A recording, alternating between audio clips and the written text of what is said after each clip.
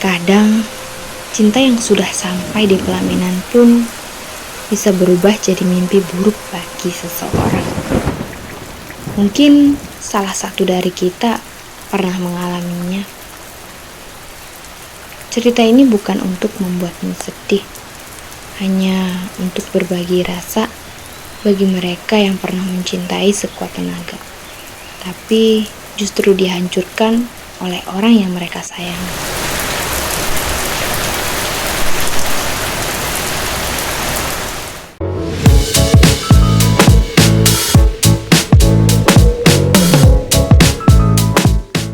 Hai, Nomi di sini.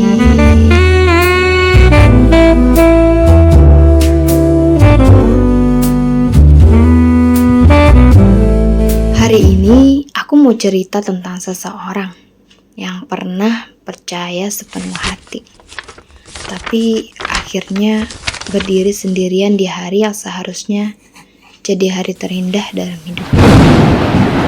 Kisah ini datang dari tahun 1982 dari seorang wanita bernama Yulia, seorang guru TK yang tinggal di kota kecil di Jawa Timur. Yulia adalah tipe perempuan yang lembut, sederhana, dan penuh kasih. Anak-anak di sekolah memanggilnya Bu Yul, dan mereka semua selalu berebut ingin duduk di pangkuannya. Dia jatuh cinta pada seorang pria bernama Bayu, laki-laki mapan, pegawai perusahaan kereta api, yang setiap sore sering terlihat di gerbang sekolah menjemput adik perempuannya. Awalnya mereka hanya saling sapa, lalu perlahan mulai bertukar cerita, bukan dengan kata-kata berlebihan, tapi ya lewat surat-surat kecil yang diselipkan di bawah gelas teh atau di balik buku pelajaran. Buat Julia yang pemalu, Bayu adalah sosok yang menenangkan. Dia tidak tergesa-gesa dan selalu sabar. Setiap minggu sore, mereka duduk di bangku kayu depan rumah, mendengarkan radio bersama. Lagu-lagu Ebit, Kus Plus, dan Frankie and Jen ngisi jeda di antara mereka. Tidak banyak bicara, tapi hati mereka saling bicara. 2 tahun saling mengenal, Bayu akhirnya melamar Yulia. Orang tua Yulia juga setuju, tapi hanya dengan satu syarat. Pernikahan harus dilakukan di rumah keluarga dengan adat sederhana. Yulia senang bukan main. Ia bahkan menjahit sendiri selendang kebaya yang akan ia pakai. Di sudut sabut tangan katun kecil yang ia simpan, ia menuliskan nama Bayu dengan benang putih. Hari-hari menuju pernikahan terasa hangat. Keluarga mulai berdatangan. Toples kaca berisi kue kering tersusun rapi di meja tamu. Setiap kali melihatnya, Yulia tersenyum.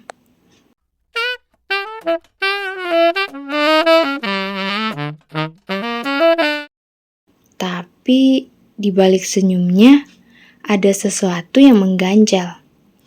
Bayu tiba-tiba sulit dihubungi. Surat yang biasanya datang 2 hari sekali, kini tidak pernah datang lagi.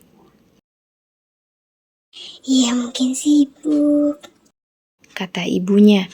Tapi hati Yulia gelisah. Ia mencoba mengabaikan rasa itu sambil terus mempersiapkan diri. Hingga malam sebelum akad, Yulia duduk di depan cermin, mencoba kebayanya untuk terakhir kali. Di luar, suara jangkrik terdengar jelas. Lalu, suara motor berhenti di depan rumah. Yulia spontan berdiri. Jantungnya berdebar bukan main. Ia yakin itu Bayu. Tapi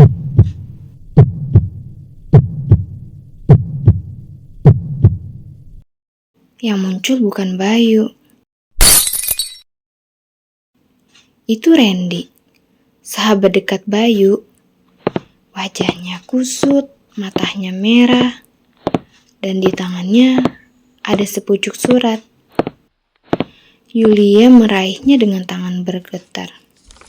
Perlahan, ia buka lipatan kertas itu. Ya, benar. Ada tulisan tangan Bayu di dalamnya. Terbaca jelas. Maafkan aku, Yu. Aku tidak bisa melanjutkan ini. Aku akan menikah dengan orang lain, dijodohkan oleh keluargaku. Dan aku tidak bisa menolaknya. Aku pengecut, tapi aku tidak sanggup berdiri di depan kau besok. Kata-kata itu menghantam dadanya, seperti kaca pecah di dalam hati. Yulia terdiam, air matanya jatuh, tapi tidak ada suara tangis. Yang ada hanya hening. Hening yang menelan segalanya.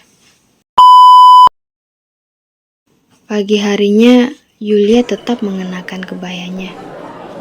Bukan untuk diakatkan, tapi untuk berdiri di depan para tamu yang sudah datang. Dan menjelaskan bahwa pengantinnya tidak akan datang. Tidak ada amarah yang ia tunjukkan. Hanya senyum tipis dan mata yang sudah kehilangan cahayanya. Setelah hari itu, Yulia menghilang dari kota itu selama beberapa tahun.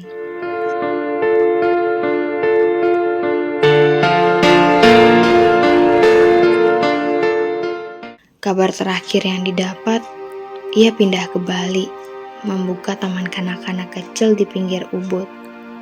Ia tidak pernah menikah lagi, tapi setiap tahun, di tanggal yang seharusnya menjadi hari pernikahannya, ia masih mengirim bunga melati ke rumah lamanya di Jawa Timur. Katanya, cinta itu tidak selalu harus dimiliki. Kadang cukup dikenang. Diam-diam dalam tenang. Diam bersama